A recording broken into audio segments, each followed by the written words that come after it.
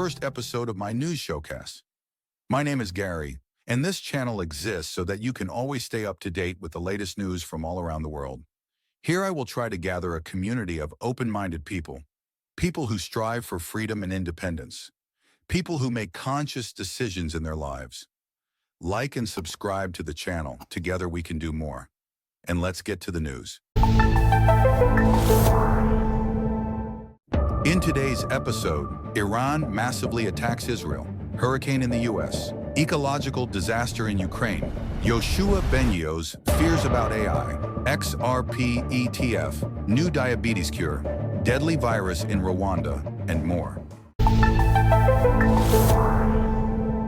One of the hottest news of the week is the conflict in the Middle East.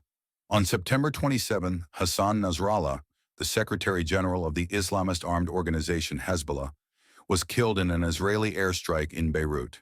The strike occurred when Hezbollah leaders were meeting in an underground headquarters in the Dahiyah district in southern Beirut. Civilians were killed. This operation was preceded by the explosions of pagers and radios of Hezbollah members on September 17, which resulted in many casualties, including civilians. In response to this, on October 1st, Iran attacked Israel with hundreds of missiles of various types. The exact consequences of the attack are not yet known, but there are no civilian casualties, with the exception of one Palestinian. In response, Israel launched a ground operation in Beirut, the results of which are unknown at the time of creation of this video. The Israeli conflict is a complex topic that cannot be described in a few words. One thing I can say for sure is that tensions in the world are rising. There are risks of escalation, resulting in a third world war. Have you packed your emergency suitcase? Following the successful listing of Bitcoin and Ethereum ETFs in the US, Bitwise is aiming to create an XRP ETF and has registered a trust for it in Delaware. The registration of the trust was confirmed by Bitwise and a representative of the company to CoinDesk. XRP, which is closely associated with Ripple, has already attracted attention after Ripple's CEO Brad Garlinghouse said that an ETF launch was inevitable following the success of Bitcoin and Ether ETFs. Despite XRP's popularity, it does not yet have an ETF on global markets. Bitwise and other companies such as BlackRock and Fidelity are actively promoting crypto ETFs, and several players are already working on the launch of the Solana ETF. Will all the tokens that exist now or that will appear in the future survive? Obviously not. But judging by everything, the crypto market will only strengthen its position in the coming years. A powerful Hurricane Helene struck the east coast of the United States on the night of September the 27th. The storm was rated as a Category 4, with wind speeds reaching 125 kilometers per hour. The scale of destruction caused by Helena worsens by the hour as rescue teams uncover more bodies, and receding floodwaters reveal entire neighborhoods wiped out by the storm. The death toll across 6 states rose to 150 by Tuesday, just days after Helena made landfall in Florida. Nearly 2 million customers are still without power, clean drinking water, and countless families are anxiously waiting for news about their missing loved ones as the storm destroyed communication networks. To make matters worse, some roads and bridges critical for delivering aid or reaching trapped victims are either impassable or completely destroyed. A terrible situation. My condolences to the families of the victims. But it should be noted that such disasters happen every year, and sometimes several times, and not only in the USA. The number of natural disasters in the world is growing at a stunning rate. Scientists from all over the world are sounding the alarm. It seems that critical changes are taking place on our planet, for which, unfortunately, humanity does not have time. Chinese scientists have made significant progress in treating type 1 diabetes, curing a patient for the first time by reprogramming his own cells. The 25-year-old woman who received a stem cell transplant began producing her own insulin less than 3 months after the procedure. The result was part of the first clinical trial in humans, demonstrating significant improvements in glycemia and blood sugar control. The study showed promising results, and the scientists are planning further experiments to confirm the effectiveness of the method. The WHO estimates that by mid-century, the number of people with diabetes could reach 1.5 billion.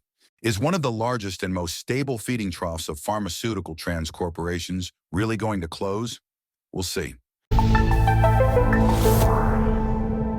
Metabolic syndrome, which increases the risk of heart disease, stroke, and type 2 diabetes, affects 1 in 3 Americans. A new clinical trial conducted by researchers at the Salk Institute and the University of California San Diego School of Medicine found that time-restricted eating, commonly known as intermittent fasting, could provide significant health benefits to adults with metabolic syndrome. The results were published on September 30th, 2024, in Annals of Internal Medicine.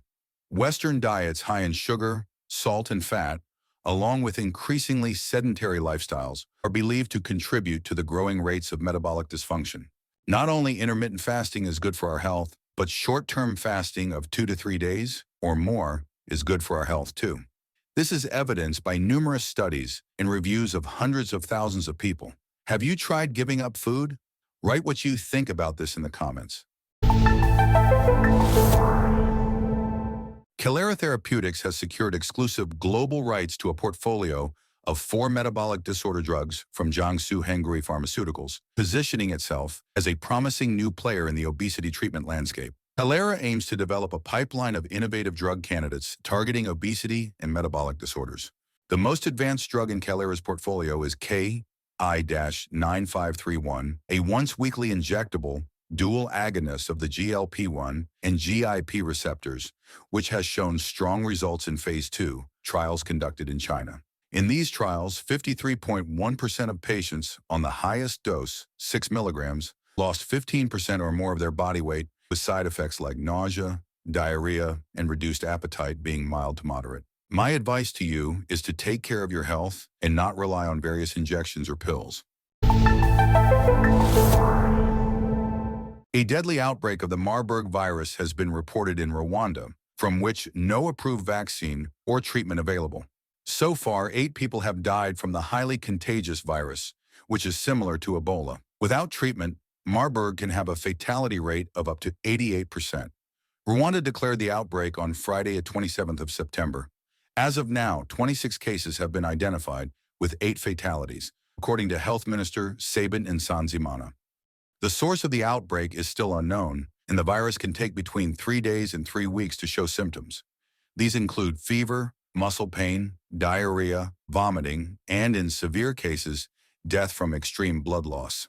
The World Health Organization is stepping up its support to help contain the outbreak, said WHO Director General Tedros Adhanom Ghebreyesus on Saturday. Well, if WHO is involved in this, then we can probably expect a vaccine in the very near future, if you know what I mean. Russia attacked Ukraine, occupied its territories, destroys civilian infrastructure, kills civilians. What else can you think of? A toxic spill in Ukraine's Desna River, allegedly caused by Russian forces dumping chemical waste into the Siem River, has resulted in an environmental disaster. The pollution has killed all aquatic life along a 650-kilometer stretch, affecting fish, mollusks, and other species. Local authorities and volunteers, led by Slabin village mayor Serhiy Kraskov, have been cleaning up dead fish from the riverbanks. Ukraine's Ecology Inspectorate described this as an act of ecocide, calling the Desna Europe's first dead river.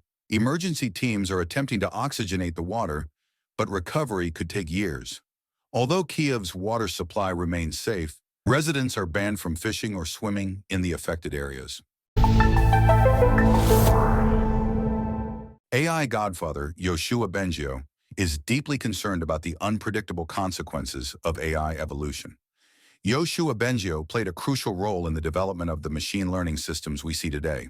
Now he says that they could pose an existential risk to humanity. This is what he says. I understood that there are scenarios that are bad, but I thought we'd figure it out. One image that I use a lot is that it's like all of humanity is driving on a road that we don't know very well, and there's a fog in front of us. People always say these risks are science fiction, but they're not. In the short term, we already see AI being used in the U.S. election campaign, and it's just going to get a lot worse. There was a recent study that showed that ChatGPT-4 is a lot better than humans at persuasion, and that's just ChatGPT-4. The new version is going to be worse. If you look further down the road, when we reach the level of superintelligence, there are 2 major risks. The first is the loss of human control. If superintelligent machines have a self-preservation objective, Their goal could be to destroy humanity so we couldn't turn them off. The other danger, if the first scenario somehow doesn't happen, is in humans using the power of AI to take control of humanity in a worldwide dictatorship. You can have milder versions of that, and it can exist on a spectrum, but the technology is going to give huge power to whoever controls it. What can I add? I completely agree with him. Look at the following shots. More than a dozen humanoid robots are already on the market, and they show impressive results. I think that in less than 5 years, their more advanced models will be walking around our streets. The next piece of news doesn't look comforting either. As LinkedIn introduced AI-powered tools in 2023, concerns over user privacy quickly surfaced. These features, aimed at enhancing user engagement, rely heavily on personal data. LinkedIn, with over 1 billion users, was criticized for allegedly using user data without proper consent, despite updating its FAQs to state data is used to improve or develop services. Cybersecurity expert Rachel Toback highlighted risks of AI systems reusing user content without permission. LinkedIn's decision to automatically enroll users in AI training without clear consent further eroded trust. In response, LinkedIn promised to update its data practices and now allows users to opt out of AI data collection, though this doesn't delete previously collected data.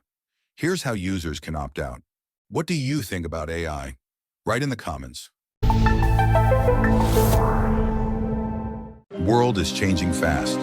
New epidemics, restrictions on our freedoms, economic risks, wars, global climate change, the penetration of artificial intelligence into our lives. Will humanity be able to withstand all the trials? Will we be able to preserve our freedom and identity? Will we be able to unite for our own salvation? Most people do not regard the current situation as a threat.